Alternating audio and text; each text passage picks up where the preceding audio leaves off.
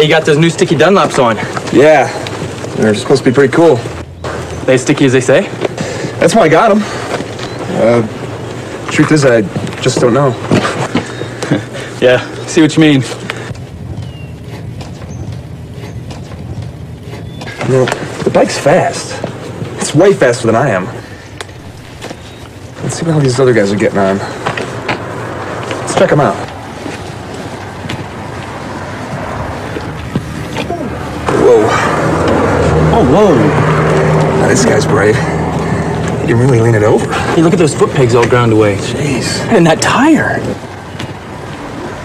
Gosh. Can I help you gentlemen with something? Is this your bike? Yes, she is. Hey, how do you do something like this with a bike like that? I guess I learned a few things in my days. Yeah, I guess so. You got any advice for us? Advice? It's a very interesting topic. You brake straight up. No way, pup. Trail brake. All the time. No, bro, I'm pretty sure you're supposed to countersteer in the turns. Just get more seat time. You'll improve. No way. You gotta plan out your laps. Be safe. What you do is you downshift to slow down. No. Use the brakes. No, man, it's countersteering. Body steering, man. It's body steering. You got to be smooth. One can hear a lot of advice about riding. Here. I started with this. Yeah. That's the Cornering Bible. Go ahead and read it for a week. And go ahead and bring it back to me. Wow, thanks. No problem. Take it easy, guys. Thanks, you too. You see you around. Hi, I'm Keith Code. We hear lots of advice about how to ride. Some of it's destructive advice, some friendly advice, and some useful tips. Let's see how advice stacks up against the technology of riding. Take how to steer as an example. Most often, our first vehicle had 3 wheels, like this tricycle. Turn the bars to the right, and it goes right. Turn to the left, and it goes left. Simple. Our first ventures out on 2 wheels usually involved training wheels. Now we have a 4-wheeler. From the tricycle experiences, we instinctively turn right to go right, and it works. In the time-honoured method of training, we raise the training wheels. Now we have a recipe for disaster. We've lost 2 wheels. It's now a frighteningly unstable machine. The child expects it to steer like everything else she's ridden. Look what happens though. She steers to the right and the bike tips over to the left, just like all 2-wheeled devices. Just go for it. Even with all the bad advice, out of our sense of survival, we somehow make it work. She doesn't have her balance But do yet. we Lower the understand training wheels. You'll kill the her. underlying technology of it? All 2-wheeled vehicles steer differently to 3- and 4-wheelers. To go right, you apply pressure to the right handlebar. That action initiates the turn. The bike then leans over and the front wheel turns into the turn. It's called counter-steering. That's why training wheels are so confusing at first. It's counter to everything the child has learned.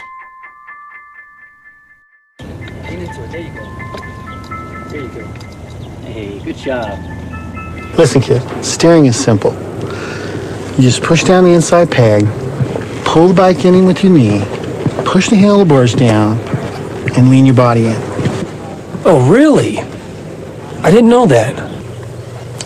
It was false and misleading advice like that that led me to invent the no BS or no body steering bike. Let's see if it will help us sort out the facts of steering. I've grafted an extra set of bars on this bike. The whole idea was to take the handlebars out of the equation to discover what so-called body steering really does. The extra throttle on the top bars allows the rider to maintain his speed. Even with massive shifts in body weight without any input through the handlebars, the bike only vaguely changes direction. This would never get you through the corkscrew at Laguna Seca. Foot peg weighting is another myth. Even with his entire body weight on one peg, this bike merely veers off course, and once his course is set, the pressure has even less effect. Good advice doesn't always put the rider in real control and can prevent us from properly being able to do this. A little counter-steering with bar pressure gets the job done and puts the rider in control. Here, We have mounted a simple pointer on the tank to illustrate countersteering.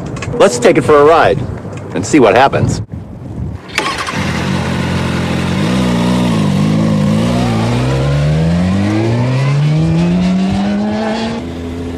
See how the pointer shows the bars moving first to the left and then right, and vice versa?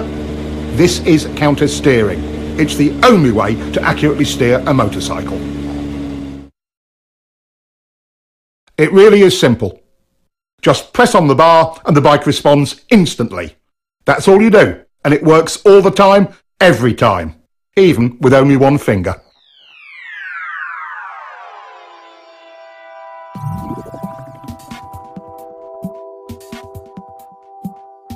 The idea that we lean to steer comes from the fact that when you lean right, you unconsciously pressure the right handlebar, and that countersteers the bike right. Vice versa for left turns. Lean steering is one of the myths of riding. Some believe body steering works because they can maneuver the bike with their hands off the bars. When we move our weight around on the bike, it actually creates a counter-steering action. Look at the pointer. Some riders are confused about how they steer a bike once they are in a turn. It's exactly the same. To tighten the turn, you press your inside bar. To widen your turn and bring the bike up, you press the outside bar. Counter-steering always works. Countersteering is a piece of riding tech that will help you to improve your control in virtually every situation. Let's take a look at some other parts of riding. You guys really do have the cutting edge of bike technology, don't you? But look at the size of that rear tire. Look at the size of those brakes. I'll bet you really can haul on them if you need to, huh? And the frame is stiff enough to handle all the braking power and the grip of the tires. So how many ponies does it have? Well over 100. Mine's are on 150. They say it'll do 180. It's impressive. Guess all that cutting edge stuff can make a difference. Thanks, man. But sometimes the cutting edge cuts the rider. What's needed is the riding technology to match the machine's technology. After over a century of development, motorcycles are truly precision cornering machines. But that doesn't eliminate rider error. What stops most riders from being able to use all of that potential?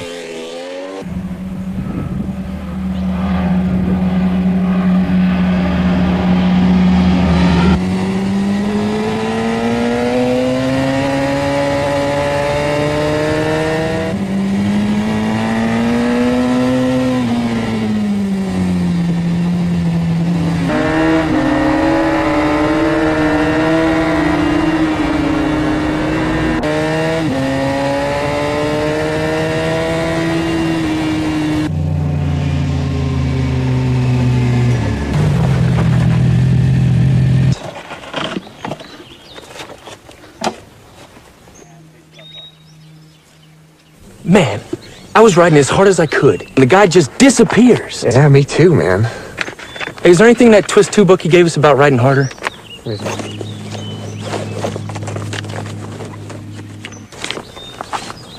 Here we go. To make real improvement, riders can expect to reach a high level of technical skill, but only if they ride at 75% of their limit. Everyone agrees that in some fashion, survival reactions or... Survival reaction? What's that? It's like fear? Yeah. Survival reactions, or SRs, are the ever-present barrier to riders reaching their goals. That's right. Every time I try to up the pace, I get myself into all sorts of problems. It's like I'm afraid to push my limits. But I'm not sure what I'm afraid of. It's me too. It's definitely my personal limit. I describe it more like a mild panic. Oh, let's ride. Let's see if we can get out. Where's my key? Where's my key? What do you mean? I never took it out. It's not here. Look in the bag.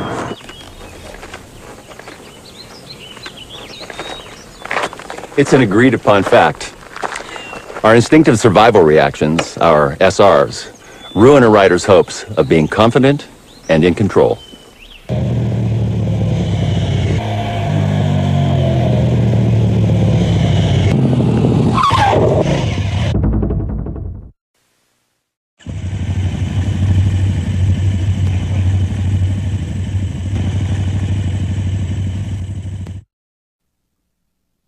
In riding, there are 8 distinct so-called survival reactions, or SRs, and we can see all of them in this one incident. Immediately, we see the rider trying to use body steering into the turn when he should have countersteered, so he starts out a little wide.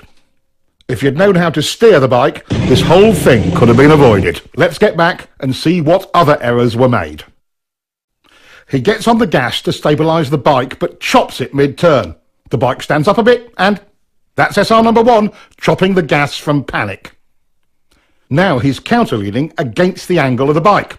This increases bike lean angle, but doesn't tighten up the turn as he had hoped. This is another SR. Now the bike is unstable and running wide, so he tightens his grip on the bars, our most common SR. None of this helped. He's running wide and panics. He's looking everywhere but where he should be. Around the turn. This is visual panic. He target locks on the very thing he doesn't want to hit. An SR? You bet. In a panic, we go where we look. He's steering directly towards the log where his attention is locked. SR number 6. With his attention tunnelling down, he cannot steer effectively and becomes frozen on the bars. Yes, SR number 7. He can't turn, so he jumps on the brakes. Our 8th SR. His lazy steering started the whole mess, but when he chopped the throttle off, it got worse. First, let's take a look at throttle control and how it works.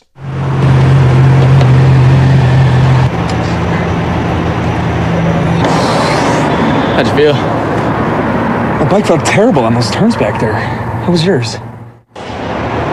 Not too bad, but I didn't have as much grip as I'd like.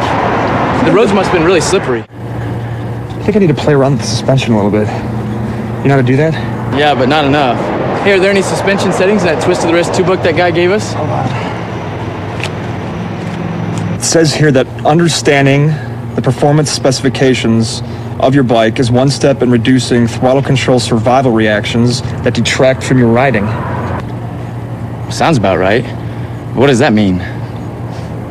Considering that most machines in a static or constant speed situation have roughly 50-50 weight distribution, we can begin to calculate the guidelines for correct throttle control through a turn. The fact the rear contact patch is the larger of the two tells the story. Give me more weight, I can handle it.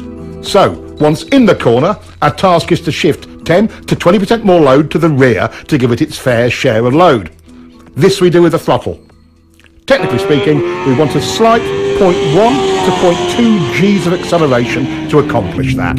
Simply put, in a straight line, it's the force generated by a smooth 5th gear roll-on in the 4,000 to 6,000 RPM range on pretty much anything over 600cc. That's not much acceleration, but it transfers the weight.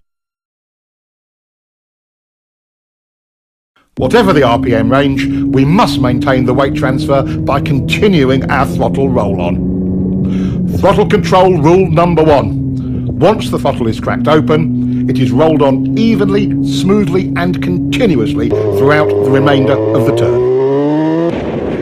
This is not just a racing technique, it applies to all corners on all motorcycles.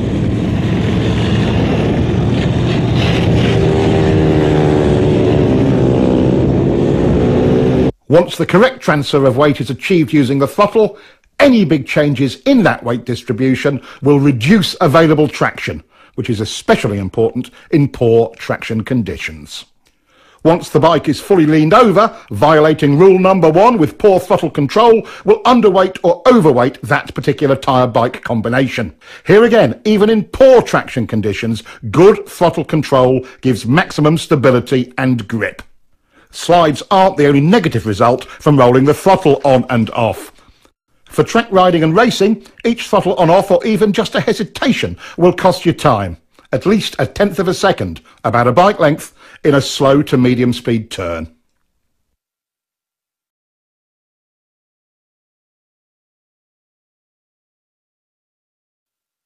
In higher speed turns, the same throttle error will cost you even more.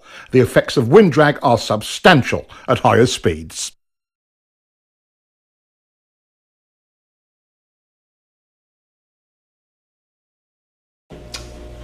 If the surface is slippery, Do you want to overload the front or rear tires? No! Correct.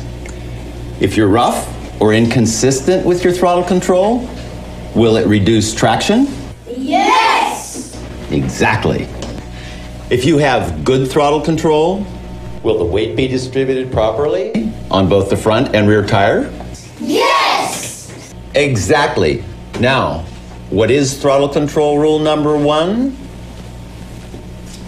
Once the throttle is cracked open, it is rolled on evenly, smoothly, and constantly throughout the remainder of the turn.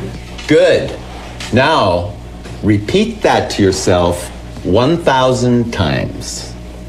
Once the throttle is cracked open, it is rolled. This rider is late on the gas and gets very hard sudden acceleration out of the turn. This rider is trying for good throttle control and has nice clean roll on, not the same fierce acceleration as the first guy. But what is the actual result in exit speed? Let's look at the radar. A huge difference. There are two circumstances under which you may violate throttle control rule number 1. Let's take the point where you are bringing the bike up for the drive out of the corner as the first one. As the bike is brought up towards vertical, we can be more aggressive with the throttle. At some point, you can pin it. Coordinating your throttle roll-on with bringing up the bike is how to maximize your drive off of any corner on any size bike.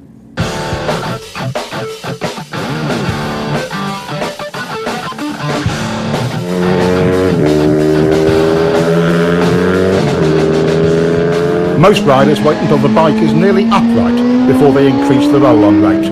The skill of it is in accurate timing of the pick-up and roll-on. What difference does it make? Quite a lot. The second exception to throttle control rule number 1 is traction control. Riders can be far more aggressive with mid-corner and exit throttle. Double apex turns are the other exception to the throttle control rule.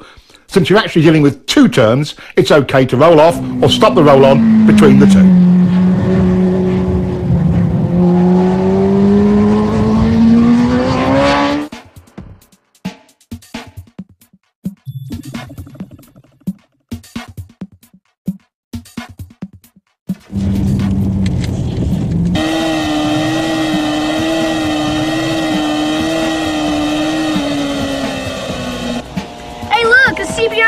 In our 6. Look at the guy on the Repsol. He's not smooth with the gas. I bet his wrist hurt.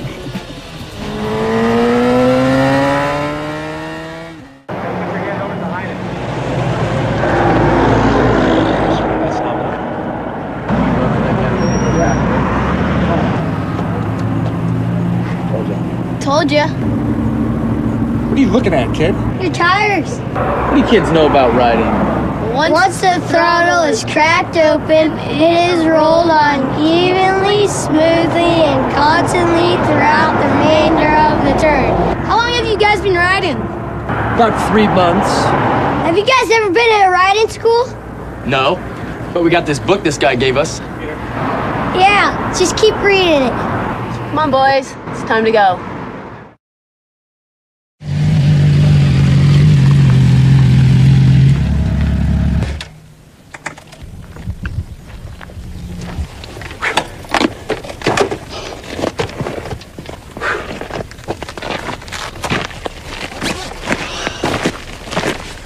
At some of those places, I just couldn't help myself. I kept rolling in and out of the throttle.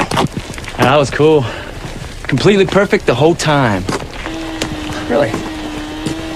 That's funny, because I still can't get a continuous roll on. That's SR1. Rolling out of and on and off the throttle when you shouldn't. That's right. Survivor reactions. How could I forget that? Good handling means predictable traction, and good traction depends on your suspension working well. In mid-corner, on a properly set up bike, the forks and shock work best in roughly their mid-stroke range. With good throttle control, you can see the forks working in their mid-stroke in mid-corner. Is that as good as it gets? Is the bike happy? Are you happy when the bike is happy? Yes, yes, and yes. In what range do we want the rear shock to operate? In the middle, of course. That's its most compliant range. That's its sweet spot, just like the forks.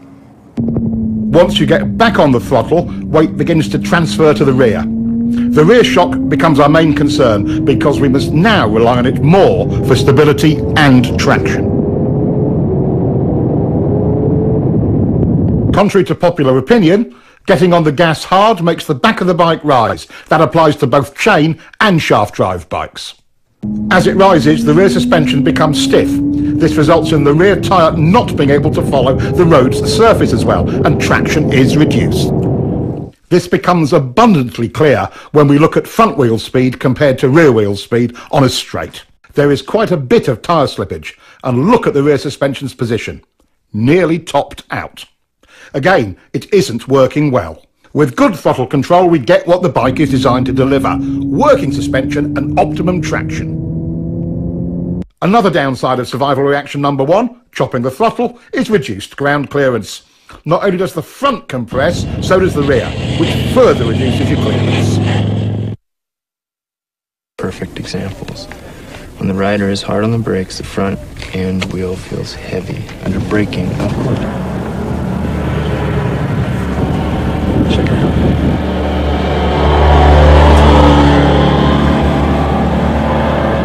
Man, he is smooth. Good throttle control allows the suspension to work properly, and the bike is smooth. Let's see if we can catch him.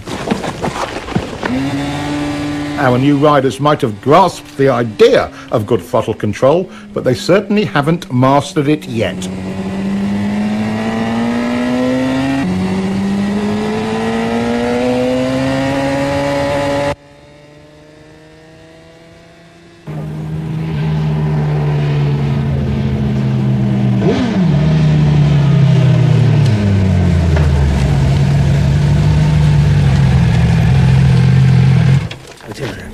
Bye.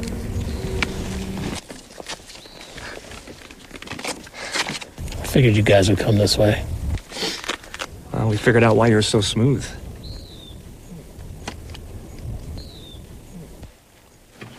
They've got it. Your forks, shock, and suspension settings create the potential for good handling. Your throttle control brings that potential into reality. Good throttle control has a major impact on slides. In controlled slides like these, good throttle control maintains stability. In unwanted or unexpected slides, chopping it makes it worse. Watch this. Good throttle control in reverse can save you from the high side.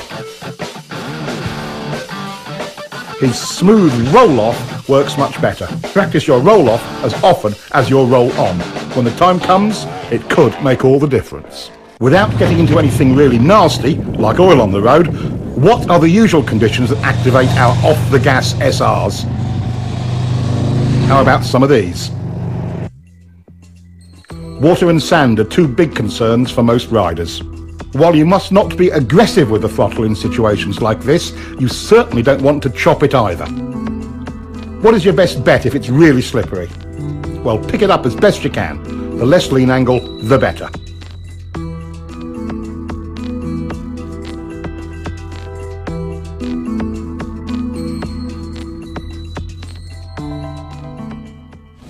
Looks like good throttle control solves many of our rider problems, doesn't it? Yes. There are many factors that affect what line a rider may take through a turn, and we'll explore that later. The point we want to make now is this: no matter what line you take, high, low, middle, whatever, good throttle control is the gauge by which you can judge it. Riders are often confused about why the bike initially stands up and runs wide when they get off the gas mid-turn. Once into your lean and the gas is rolled off, weight transfers to the front of the bike, compressing the forks. That weight goes to the front tyre and spreads out the contact patch. This creates additional drag on the patch to the inside of the centre line of the bike. That drag countersteers the bike upwards and it runs wide. The whole thing can seem confusing, especially as the rider expects to tighten the turn when he rolls off the gas, and he finds the opposite of that happening. A moment later, since the gas is off, the bike slows, leans further over, and finally tightens up the turn. Applying brakes mid-corner creates the same effect. When the weight transfers forward, the result is the same. The bike stands up. A static throttle slows the bike as well. Again, the bike tends to run wide. This effect is even more pronounced at higher speeds and steeper lean angles. Getting on the gas too hard too soon will also send the bike offline, wide. Getting on the throttle too slowly makes the bike feel unresponsive.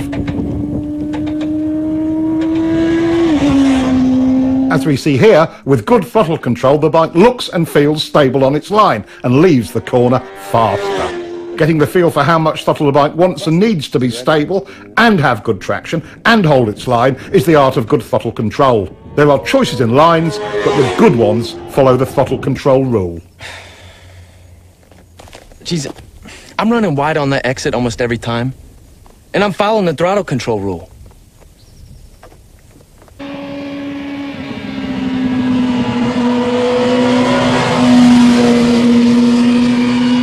It doesn't make any sense. What's that Twist 2 book say? You get on the gas as soon as possible. Well, I'm definitely doing that. But still, I coming out, I can't hold my line. Well, yeah, mine's holding a line. It's just unstable at the beginning. I'm not running wide on the exit, but my bike doesn't feel planted until I get to the apex. I don't know what we're doing wrong. Let me take a look.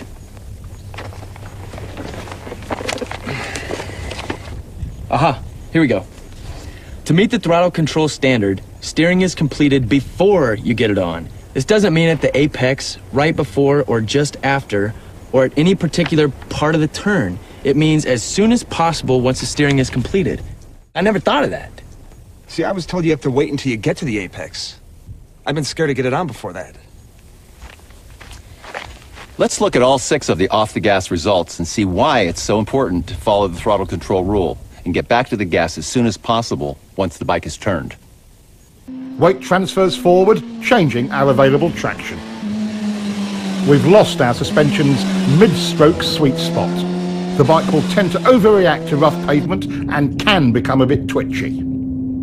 By creating some instability, the bike initially tends to run wide. As we saw before, we lose ground clearance on both ends of the bike. And lastly, the bike slows down. These are the 6 results you get from waiting too long to get back on the throttle.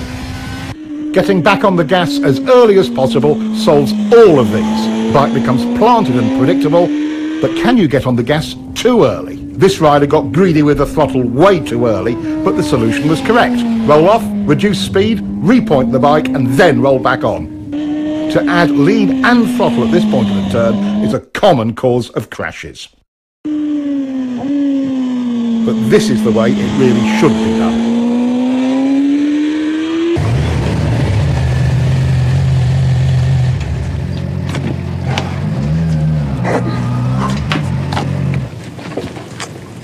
Hey, no more chicken strips. Yeah.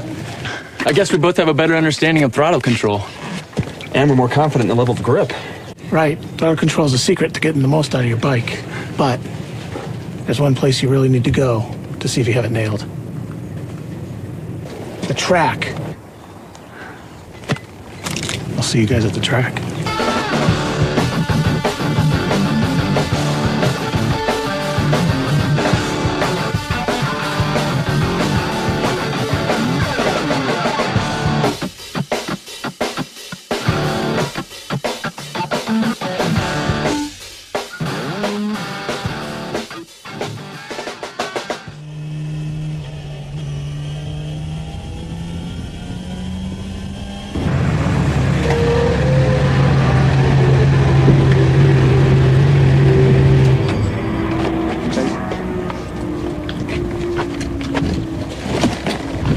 I stayed with you all the way to that fast turn. Man, you just pulled away like a train. That's because you were charging the turn. Charging turns is a common rider error. Being fearless with the speed and brakes coming in often adversely affects entry and mid-turn throttle. That was a mistake.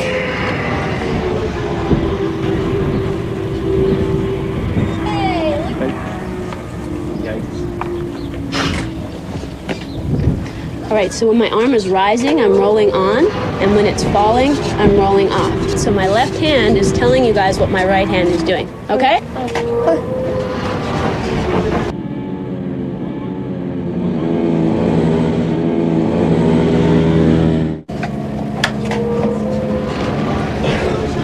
I got it on that first turn. But that double apex.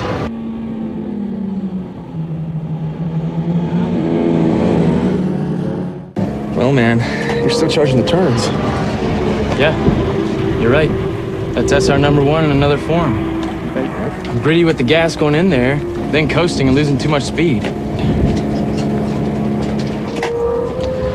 Charging your turns just masks your sense of speed. Let's take a look.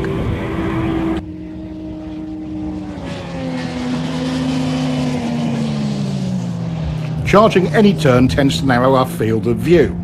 When we lose our reference points, it affects our sense of speed. This is one of our SRs. Our new rider is still charging corners and chopping the gas. That will cost him turn entry speed and a clean early roll-on.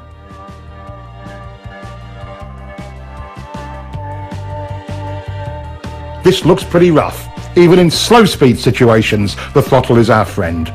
Nothing else will stabilise the bike. Once you've mastered your throttle control SRs, you have taken a giant step towards control over the bike and confidence in yourself at any speed.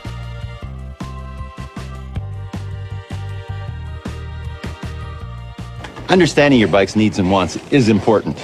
You don't have to be world champion to see throttle control optimizes your bike's suspension, smooths out rough surfaces, helps you hold your line, and optimizes traction in practically every situation.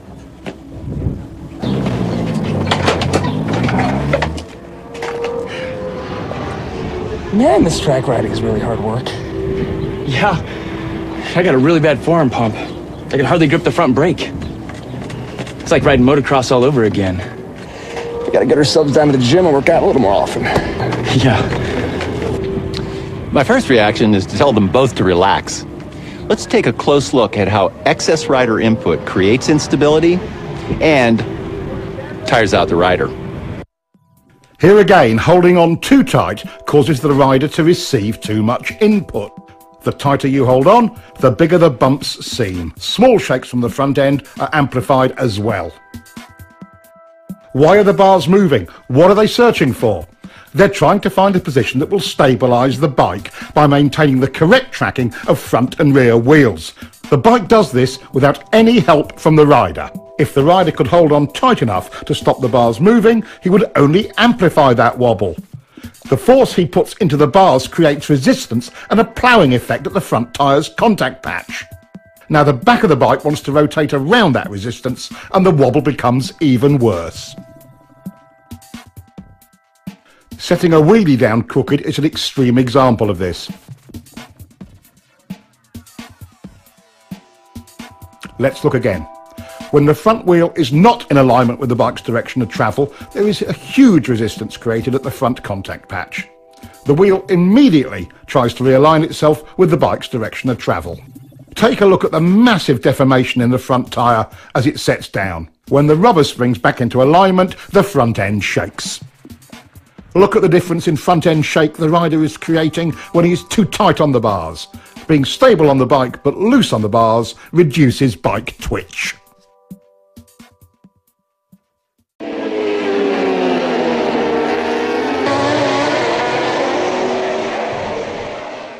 Holding on too tight transfers engine and road vibration to your hands and arms, tiring them out and making them numb. This in turn causes you to hold on even tighter.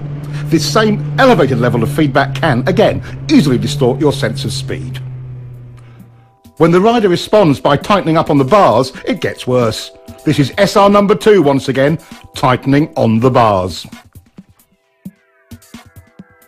Over poor surface conditions, a rider who tenses his back gets out of harmony with his bike and will tend to bounce in the saddle. This causes extra suspension action.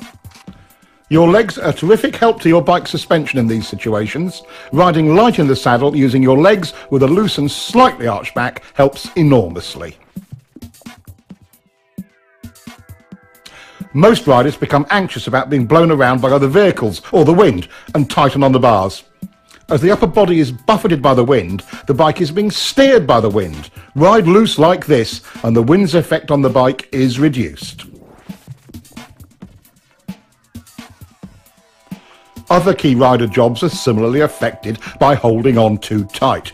Being stiff on the bike while riding through bumpy turns tends to turn the throttle on and off.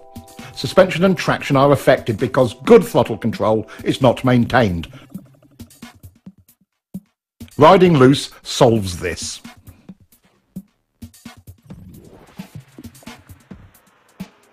Riding rigidly can shake your helmet and blur your vision.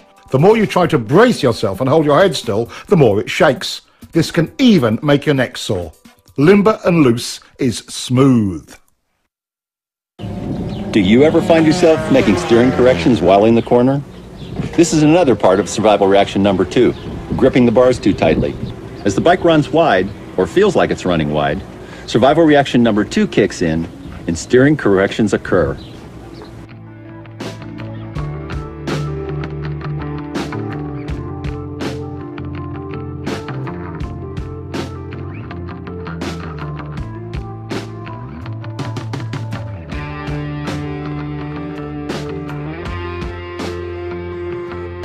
This all makes the bike more unstable and it runs wide in the corner. How much actual bar pressure is needed to hold your line? As you can see, with good throttle control, none. Check this out. I'm not helping the bike at all by holding on. The tighter I get on the bars, the worse it gets. I don't need to go to the gym to hold on tighter. I need to lighten my grip on the bars. I had it all backwards. Like most avid cornering enthusiasts, you've tried to hang off. There are several key elements we'll cover on this. First, when do you hang off? One of the more common beginner errors is moving over into a hang-off position right at the turning point. Notice the bike wiggling? The rule of thumb is to pre-position your hips just before you roll off the gas. This method will reduce problems from unwanted handlebar and body inputs. The second novice knee-jogger error is hanging off too far. Enough is helpful, too much is awkward and does more harm than good. Notice how stiff the rider is when off too far. One cheek off the seat is enough. These two simple rules will get you started. Hang off early and not too far. The opposite of hanging off is crossed up. This reduces control, exaggerates lean angle and makes the rider twisted and tight on the bike. With a hung-off body position, control improves. Lean angle is decreased and the rider is in alignment with his bike and relaxed. Compare the two. With the speed and line almost identical, look at the difference in exit lean angle. Less lean equals more throttle and better drive. Now let's compare straight up riding with hanging off and see if there is a difference. Here he is riding straight up. Once again, at nearly identical speed and line, there is a measurable difference in lean. Body position on the bike can positively or negatively affect your riding. He could have gotten over sooner for this corner. Getting over before turning, he's smooth as silk entering the turn. Both errors here, moving over while turning, and he's off too far. The problem is compounded when you lose connection with the bike. He's remedied that. Now back up a bit. There he goes. His arms can now be loose and relaxed. When the whole body position and turn entry package is done right, it affords a rider the maximum of control with the absolute minimum of effort. Here's another view of a clean, loose run through a turn. The human machine works this way. When the lower body is unstable, we must rely on our arms and torso for support. Once the lower body is stable, we are at liberty to relax the torso and get great body position. Notice how much lower he can go without tension. Let's look at the difference between his moves on the bike when disconnected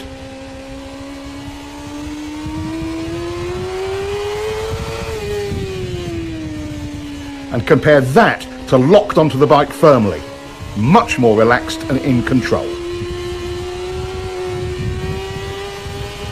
The crossed-up riding style looks even worse from on board. Everything about the rider is twisted and unnatural. Head, shoulders, even eye position is strained. One last look at the difference between riding crossed up and stiff on the bike and riding in alignment, well connected and loose.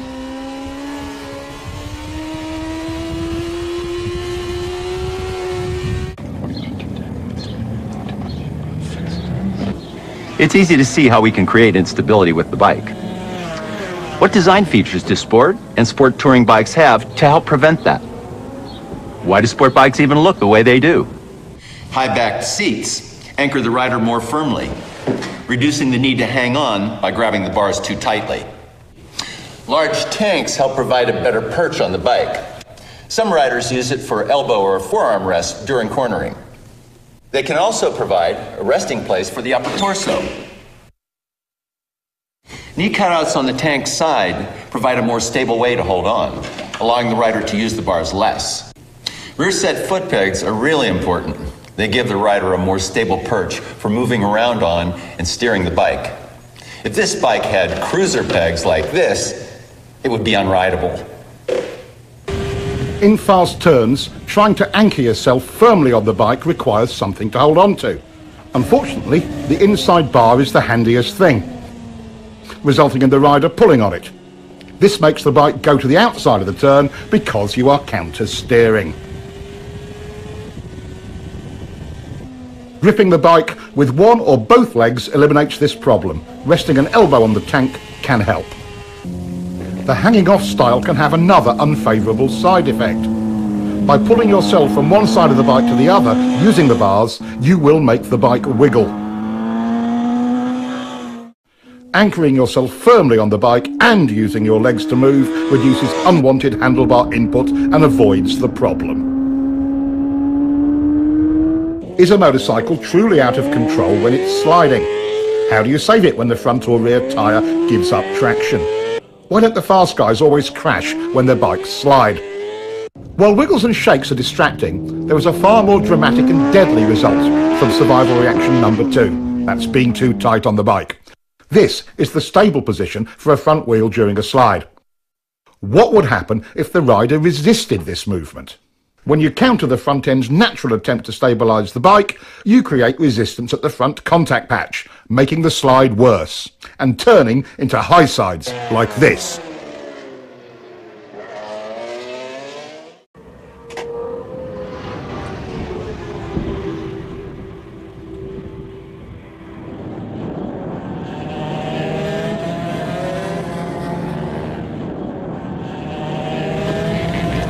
My rear tire must have gone off. Sliding in turn 3. Problems? I didn't know you were out here.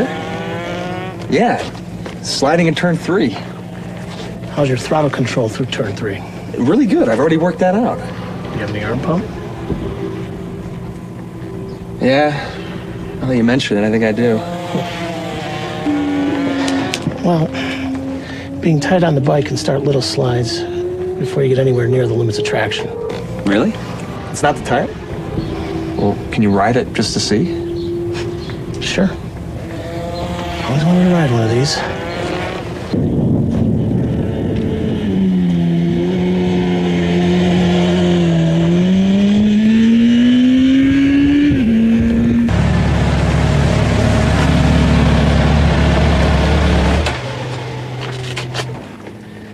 So how was it? Oh, the bike's great. Thanks for the ride. Oh yeah, your tire's fine. I guess I'm making it slide then, huh? SR number 2 strikes again. I'm just too tight on the bars. Try it again. I'll follow you. Really? Thanks.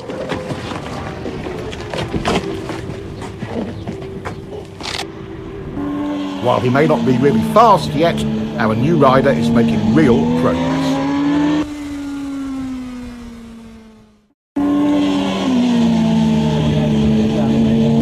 The three most common reasons for front end slides are 1, over-braking going into turns. 2, from overloading the front tire. This is called pushing the front end. The standard solution to a pushing front end is getting back on the gas. And 3, from slippery surfaces. Fighting the front will make you crash. Letting the bike do its own thing, relaxed on the bars, is the right choice. You are dangerous to yourself to the degree you let this survival reaction number 2 grip you in its claws. Take control by doing nothing. Let the bike stabilize itself. I'm getting a lot of head shake over turn 6. I think it's my shock or forks. Guess it could be a bad tire. Does it happen every lap? Yeah. No. Maybe once every 2 or 3 laps at first. And then it did it every lap. I had to pull in. See, here it says bikes don't do anything every few laps. Only riders do. So I bet if you loosen up on the bars, it'll stop. Yeah, I think you're right. You know? We can contribute to or detract from the bike's inherent stability by understanding its demands and eliminating any unwanted or unneeded inputs. Take braking. With the weight forward, stiff arms and up on the tank, the bike stoppies. With less bar pressure and the rider stabilised by the tank, the bike is more stable. Back in the seat with loose arms gives controlled braking. Even with severe lock-up, control is much improved. An all too common error is twisting to the inside of the bike. He's trying to gain stability but creates tension. Even if you don't hang off the bike, stabilising your body is still important. Gripping the tank with one or both of your knees as you go into and through the turn is simple and efficient. The more firmly you anchor yourself, the easier it is to relax your torso and arms. For mid-corner, suspension is set up for a given amount of weight fore and aft. The bike cannot compensate for you moving around on it. As we've covered already, get into your fore and aft position on the seat early and stay there.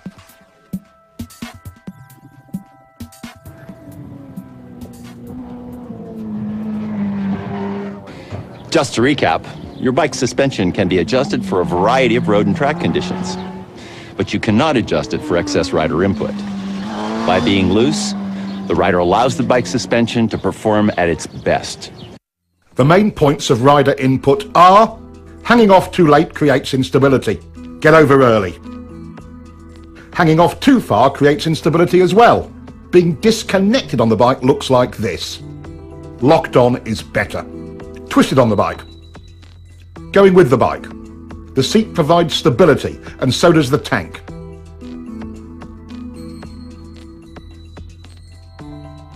Use your pegs. Riding stiff. Riding loose. Using the bars to hold on. Using the tank. Tight equals front end shake. Loose is stable. Crossing on the bike. Going with it. Tight, it slides. Loose, it recovers. Acceleration head shake. Acceleration stability. Braking instability. Locked on in the seat gives good braking stability. Yep. All those things have happened to me. Yeah, you should just let the bike do the work. I'm causing my own handling problems and making myself tired. Stabilising the bike is the rider's goal in any corner. Throttle error or entering a corner too fast are two of our known enemies in getting that result. But perhaps the most important of all is your line through the turn. Having a poor line through any corner makes the rider's job of stabilising the bike with good throttle control all but impossible.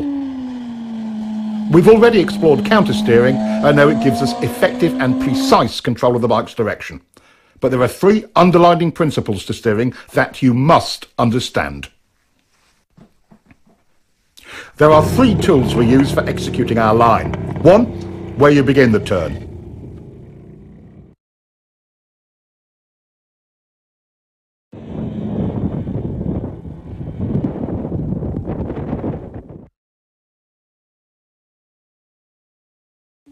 2, how quickly you flick the bike over.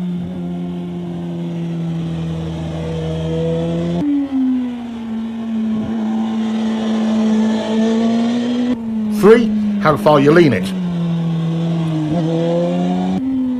Let's investigate the first one, where you start the turn, and see how it can affect your cornering. Hey, you're doing good, huh? That's getting better. Looks like it. I'm getting a feel for throttle control, but it's inconsistent. One lap I'm good, the next I'm stalled on the gas in the same turn. I know what you mean. My line changes from lap to lap, so I don't always have the confidence to keep rolling it on.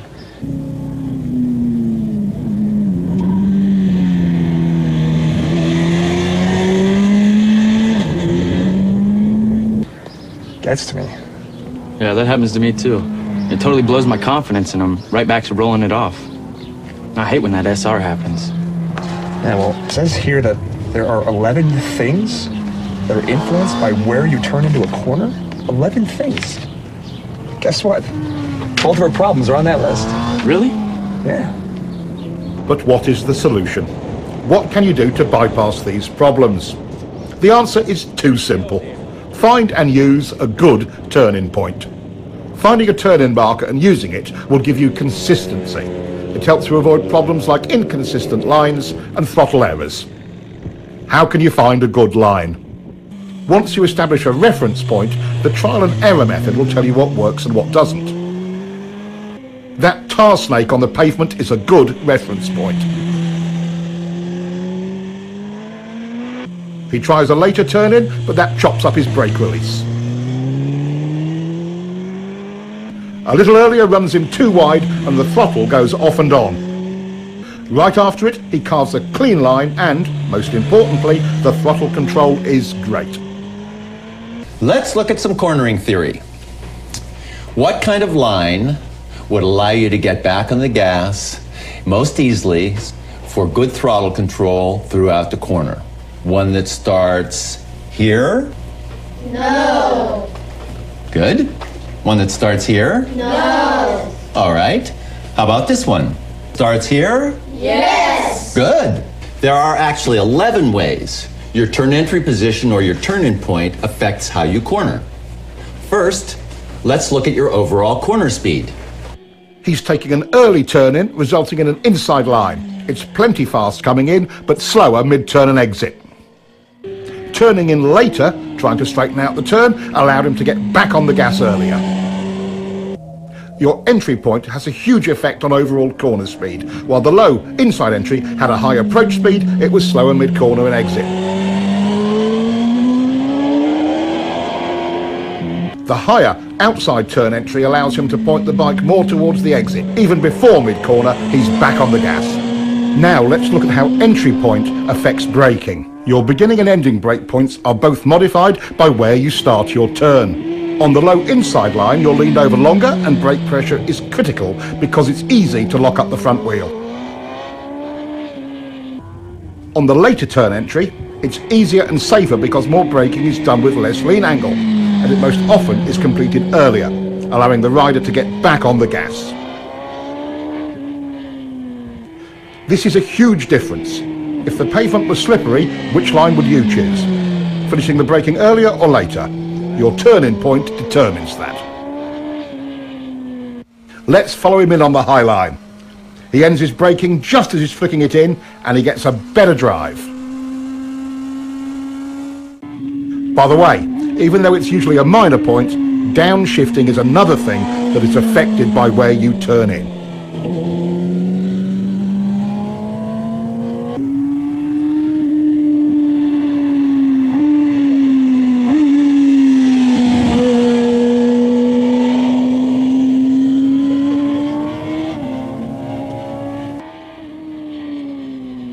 Of the key tools of turning, one is how quickly you can get the bike over. It's easy to see how the early and later entries compare in this regard. The low entry requires lazy steering. You can't flick the bike onto its line. The later turn-in allows for a decisive steering commitment to the turn. Mid-corner and exit stability and speed start when the gas comes on. Watch both lines to see where the gas comes back on.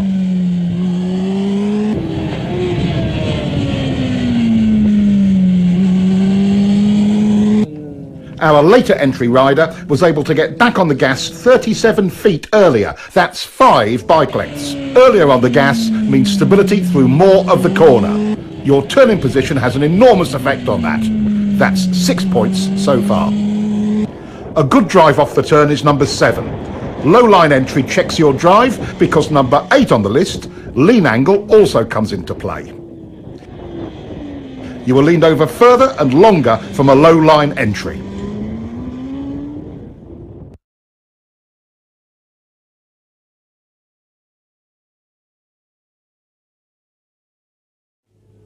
Seeing a line that is taking you too wide does not inspire confidence. Seeing one that points you further up the road does. Number 10 is how much road you have at the widest point of your exit. On the street, the same principle applies. Staying in your lane through the middle and exit of the turn is all easier with a later entry point.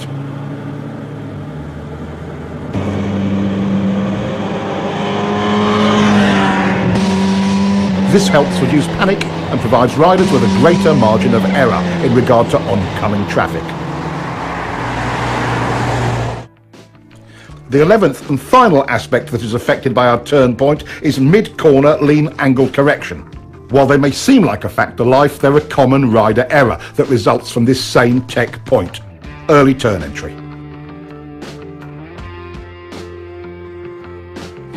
Throttle control rule number 1. The clean, continuous roll-on is always easier once you have established a workable turn point. The single biggest cause of SR number 1, going off the gas when you should be rolling on, is a bad line.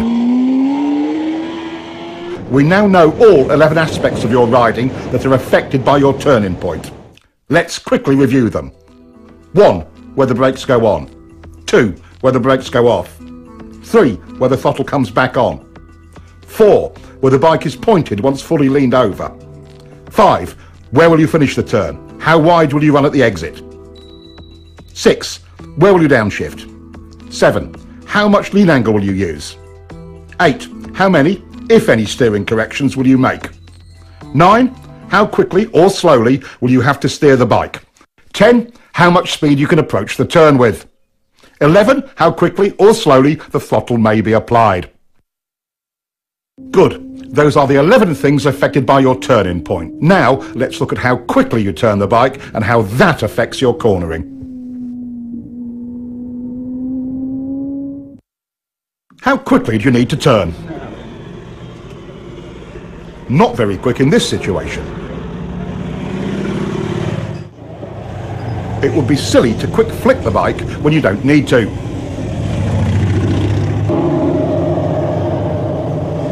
Here's the perfect flick rate.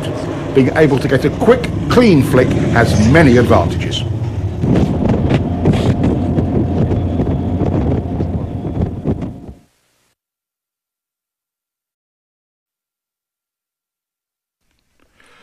How does the rate you flick the bike affect your line in any series of corners, like these S's?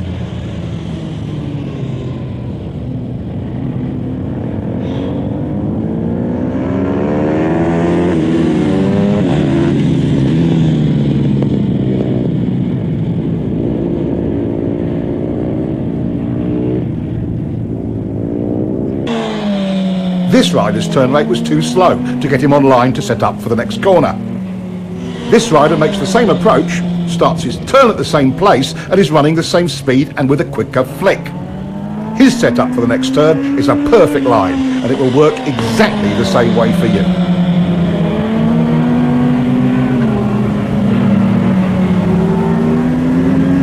Once you begin your turn, where do the cornering forces start to push you? Outside or wide in the turn? Exactly. If this is your intended line, and you're lazy bringing the bike over, where will you go? Outside or wide in the turn? So, if you flick the bike a little quicker, would it get on that line?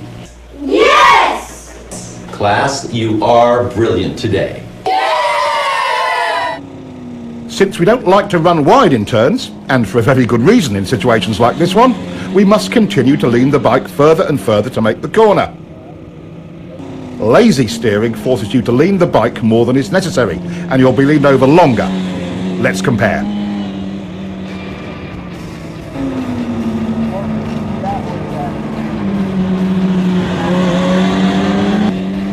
The quicker flick brings the bike onto the desired line. No extra lean needed. Look how much space he has on the outside of the turn. That would come in handy on the street, in an emergency, or on the track for speed.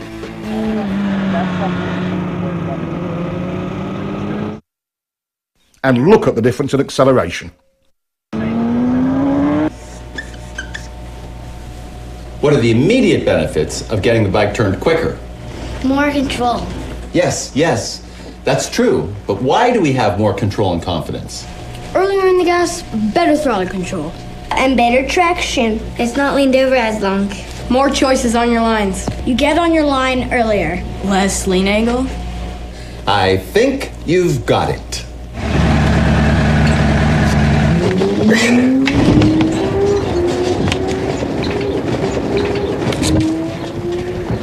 Are they even in school? Maybe that's a version of homeschooling, huh?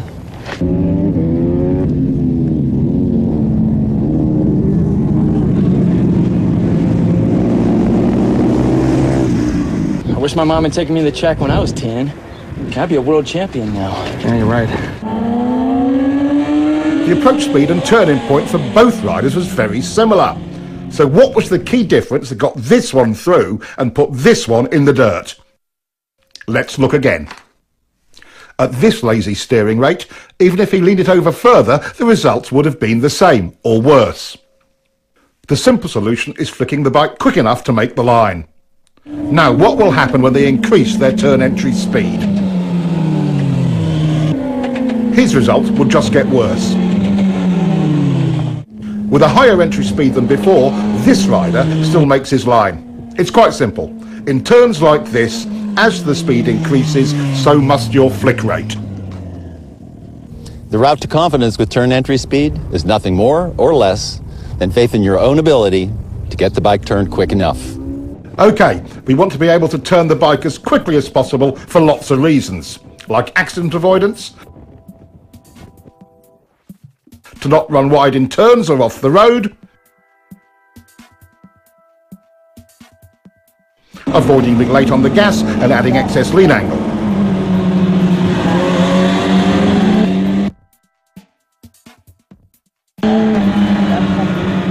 Not to mention, you'll get a better drive. How do we make this possible? How do you become efficient with your steering? What works and what doesn't work? The plane of rotation of the bars looks like this. At a steep angle like this, half your input into the bars goes straight down and is a total waste of energy. At this angle, you're still only 75% efficient.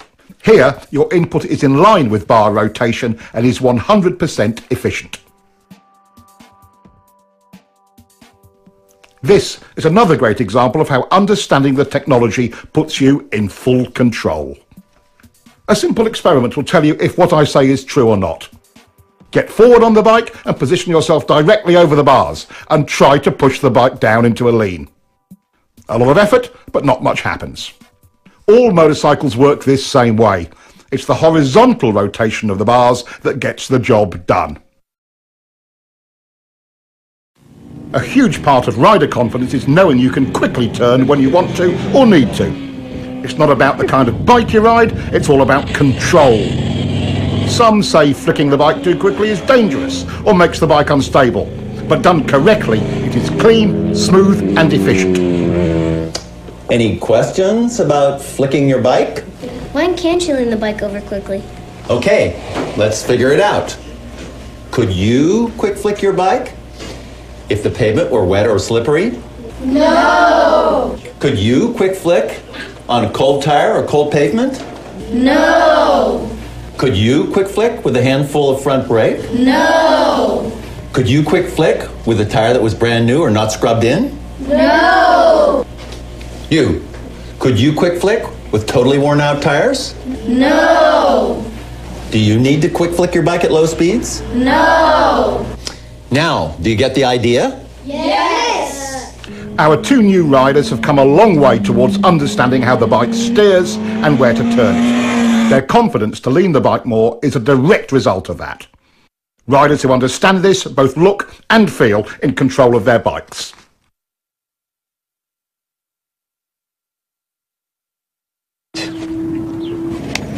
It's amazing. Once you understand the actual technology steering the bike, it totally changes your riding. Yeah, completely changed. I feel in control of steering the bike now. I know how quick to turn it. I know when and where I need to lean it. It's like I'm seeing the turns completely different now. My SRs are way quieter. It's so simple. Yeah, once you understand it. In double apex turns like this one, things can sometimes feel a little busy. Trying to maintain a continuous throttle roll-on only runs you wide, because it's really two turns. But the rider has more choices. Just roll the gas on a little bit and hold it there. Not horrible, but not really stable either. Get on the gas and then off to turn it for the second part of the turn, then back to the gas. But that only chops it up, doesn't it? He could go in hard and brake a bit, then on the gas again. That could work, but you'd better be super smooth. Okay, how do we do it? Timing is critical. Getting back into the throttle early stabilises the bike. Then, mid-corner, instead of rolling it off, he just stops rolling on. Here is where your body position comes into play in a big way. When you stop your roll-on, some weight transfers forward. If you are low and to the inside of the bike, it hooks around, tightening the bike's turning radius. That helps to get it pointed toward the exit without upsetting the bike. Look at how much earlier this rider is getting into his down and to the inside body position.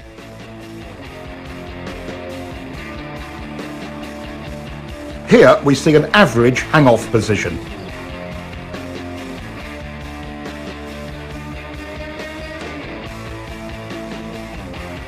Here's a more aggressive body position. Notice he's able to hold a tighter line.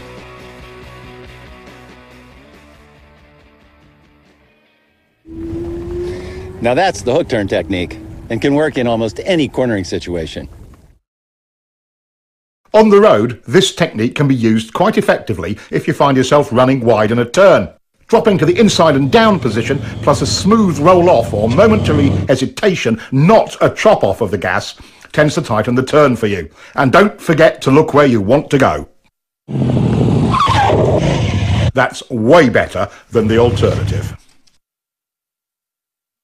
Here is a technique that can aid you greatly in your efforts to steer your bike accurately. We quite naturally push off or pivot from our trailing foot to produce maximum power and control. With that in mind, using the left leg to generate the power to press on the right bar and vice versa is a logical step. It provides the rider with maximum stability on the bike. Stability equals control and strength. As we lock our lower leg into the bike from the foot peg to the tank, we begin to create lower body stability. The next step is a slight tightening of the thigh muscles. This locks the pelvis in position, which then provides a stable base for the whole torso. With the torso stable, the rider's ability to apply pressure to the bars is vastly improved. We call this pivot steering. You might call it power steering, because once you master it, it feels so easy to steer the bike. Work on your quick turn. It pays huge dividends in control and confidence in any situation on any bike. Now that we know what a turn point is all about, how often do you get it just right? Is it usually too early or too late? Too early. That's right. Riders tend to turn in too early, and there is a reason for it. Would you like to know how to change this part of your riding? Yeah! Going where we look is an unfortunate survival reaction. In fact, it's SR number 5. For example, if this rider looks at the inside of his next turn, he will go there.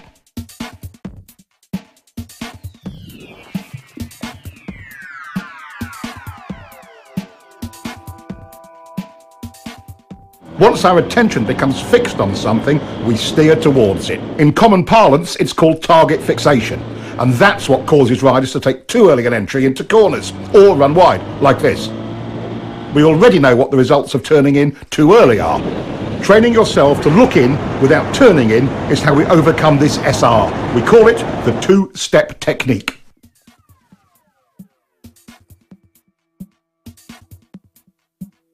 It's also the key to finding a line that doesn't take you in too early, even on unfamiliar roads. Your first step is to estimate a turning point on the road ahead. You don't know the road, so you're just establishing a temporary reference point. Step 2 is find your mid-corner position. Where you clip the inside of the turn is your apex. The trick here is looking in to find it without turning the bike in at the same time. Now he looks in, but notice how he is staying wide in the corner. Now, would you be able to see a line from this position? No. Keep looking, but don't turn yet. How about from here? Not yet, but it's getting better. Okay, now you can see your apex clearly. That's exactly where your turn-in point should be. Nothing provides more confidence than knowing you're on a good line, and it does wonders for your throttle control. Hey, you're really starting to get that bike turned. Yeah, I just wish I was more consistent with my lines. Feeling kind of lost. Well, you know there's 4 chapters in here about vision. There's a technique in one of them. It's called the two-step that's supposed to help. Two-step. Let's take a look and see if we can sort out his inconsistent lines. He ran pretty wide on that pass. Let's see how he is timing his look in and turn in. Big mistake. He's looking and turning. Now he's not running as wide, but it's another different line. The two-step visual technique solves more than just where to turn into a corner. It can also help with your consistency. In the end, your lines will only be as accurate and consistent as your visual skills. Knowing exactly where you want the bike to go before entering, using the two-step technique handles that. Applying the two-step technique allows the rider to gain space and time at the entry of the turn, to apex and pick up his next turn point accurately. Once you truly learn to lead with your head and eyes, you'll be able to enter all corners smoother, more accurately, and, for track riding, usually faster. It's as good as it gets. Using the two-step turn entry technique also helps combat the look-in, go-in early SRs. By training yourself in this technique, you will always be 2 visual steps ahead in every turn entrance. Wow, what a great technique. I don't feel rushed to the turn point. I mean, at all. No, me neither. Hey, that two-step works. Hard braking can be both confusing and terrifying. No other control action on the bike can produce such dramatic results with so little effort. Most riders' survival reactions run wild under heavy braking. Brake technology has come a long way.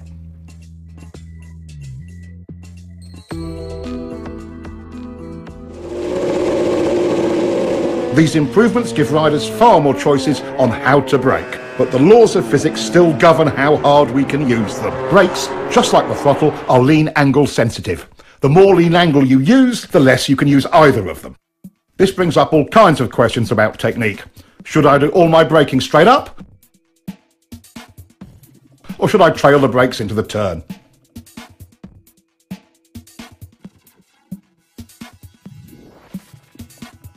Should I brake easy at first and hard at the end, or the other way round?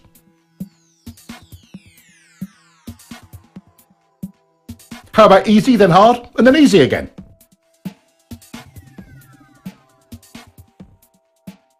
While braking, it's easy to lose sight of the real goal. Getting your turn entry speed perfect is that goal. With that in mind, which brake pressure sequence is best? Turn entry speed errors are easiest to make when you are hard on the brakes towards the end of braking.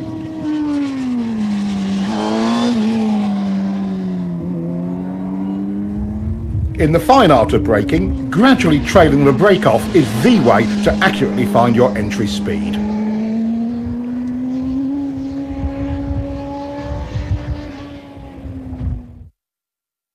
straight up or trail braking. It's the exact same problem. Maintain control of your entry speed. Overbraking, SR number 7, often creates other problems like poor throttle control and extra steering corrections. Both unsettle the bike and can even cause excess wheel spin. Panic braking in the middle of turns is something we try to avoid because it stands the bike up abruptly. Unconsciously, we apply pressure to the bars to maintain our line. That additional input is one of the primary reasons for trail braking crashes. Restraining bar flutter does not let the front end follow the road, which reduces available traction even more. Despite its dangers and drawbacks, trail braking is a useful tool. Just imagine yourself leaning into a turn at 200 miles an hour with the brakes on like this.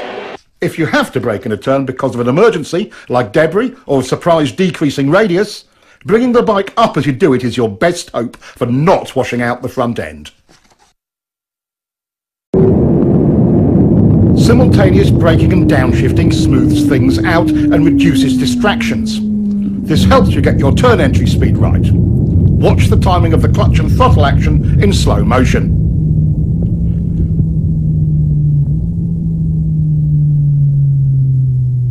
Slipper clutches seem to make this unnecessary, and modern electronics will probably make it an obsolete technique someday. Too bad. It's quite fun when you get it right the old-fashioned way. Riders come up with all sorts of strange variations to solve braking and downshifting. He's downshifting first and braking later. That's unnecessary engine abuse. Use the brake first. Pads are cheap, engines are expensive. Some just downshift and don't bother to use the brakes at all. In some situations, when brakes aren't needed, that's okay. But again, pads are cheap. Letting the clutch out slowly seems to solve it for some riders, but that's just extra wear and tear on the clutch and drivetrain. Here, he's revving the motor, but the clutch release is so slow he loses all the revs from his throttle blip. Many riders use this sloppy method of downshifting. No revs at all and a slow release of the clutch. Getting too big a throttle blip over-revs the motor and causes the bike to surge forward with each gear change. Another common error is over-revving and varying the brake lever pressure from the exaggerated wrist movement. This is choppy and causes the bike to pogo. Too early downshifting uses the engine as a brake and over-revs it. Not revving the bike between shifts and inconsistent brake pressure pogos the bike up and down. Here, he's shifting and easing out the clutch slowly. That takes time and attention.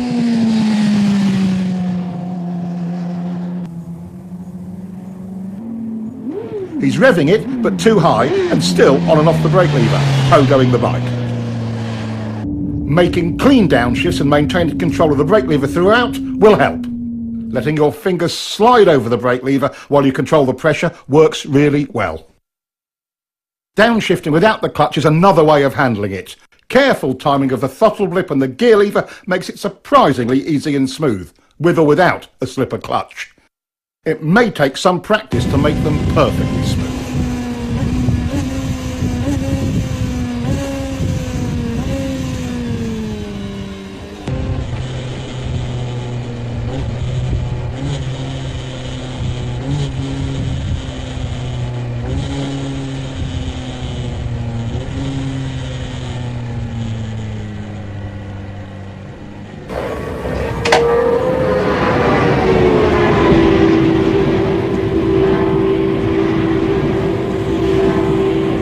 Hey, you guys were looking pretty good out there in the corners. Thanks. You know, we learned a lot from your book. That's great. I'm really glad to hear that. I did notice one thing, though. How do you guys feel about your braking and downshifting? I see. So, clutch in, gas on and off. Clutch in, gas on and off, clutch out. Clutch in, gas on and off, clutch out. You got it. Clutch in, gas on and off, clutch out. Just a little coordination point. It's really all it is. I can't believe how distracting that used to be. Oh, absolutely. And even after I improved my visual skills, I was still thinking rushed to the turn entries. Well, you know, I guess this is a pretty good example of how a little coaching can really help. Oh, man. Traction is the obvious limiting factor on our speed and direction changes. We've explored how throttle control, rider input and surface problems can affect traction. But let's take a closer look. A new rider's perception of traction is a little sketchy. As we gain more experience with traction, our perception improves. There are some classical approaches to understanding traction used by average riders and pros alike. They can give riders a new perspective on tyre grip. It's a classic route to understanding traction. Here's Keith's solution to understanding traction. He calls it the lean and slide bike.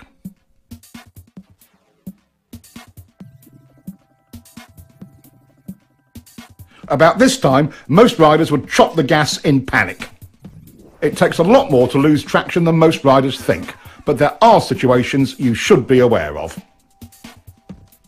Of course, if the tire was new and not yet scrubbed in, or too old, too cold, tire pressure was wrong, over or under inflated, if you were riding on a slippery surface or a polished surface, leaning the bike over too far, other mechanical problems, it would slide. The slide bike helps train riders to avoid slide errors. Watch what happens when he chops the gas.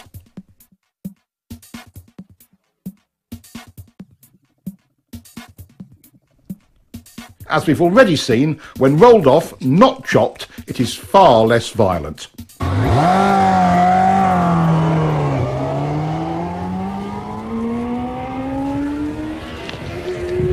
Overriding the grip of new or cold tires is a classic novice riding error. Even at relatively modest lean angles and speed, a cool tire on a cool day can surprise you when you first go out. It doesn't take much to slide. Tire grip and temperature are proportional.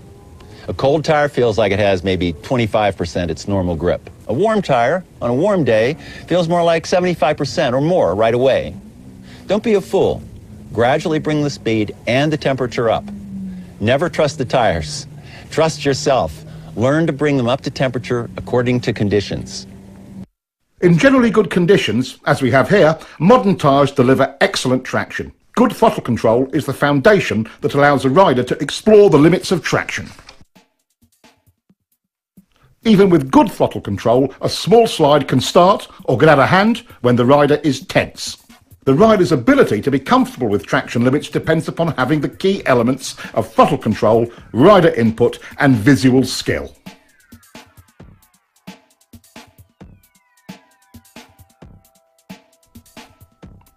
Two other aspects of traction are important to understand. The more lean angle you use, the less side grip you have. The solution?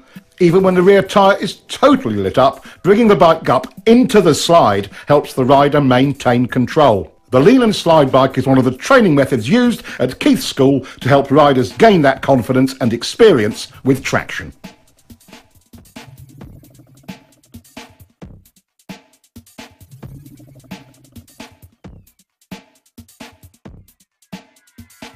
All 7 factors, visual skills, steering, turn points, line, rider input, lean angle and picking up the bike must be under the rider's control for him to be confident with the throttle and with traction. New technology is great, but even with traction control and modern electronics, the rider has to work his way up to using it. Being in control of these 7 factors is the quickest and easiest route to confidence. I'm so stoked. This twist tube book really helped my riding out. Totally. Feels like I'm making improvements every ride I take. It's as if there's no limits. You know, I see more ways to apply this information every time I read this. Look how good we could actually get. Oh, hey, Will. How you doing? Hey. You both look pretty good out there. Thanks. Yeah, but after watching you ride, you know, it just makes us want to kick it up a notch. So how'd you do it? I went to school. School? Let me ask you something. What do you do for a living? Well, I'm a doctor. I'm a software engineer. Why? Well, did you wake up one day just knowing how to do your trade? Or did you learn it by going to school? Okay, point taken. So, how do I find a school?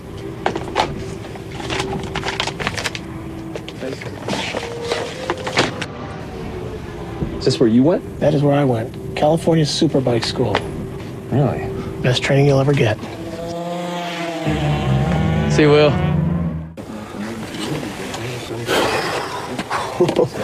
What do you think?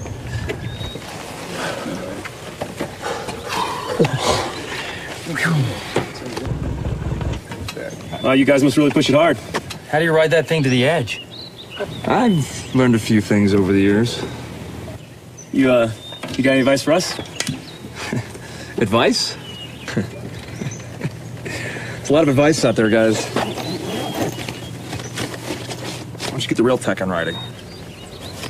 We'll lend you this copy of the Cornering Bible. We'll be here next weekend. You can give it to us then. Twist the wrist, too. Wow, thanks a lot, guys. No problem. Looks like I have to get myself another copy.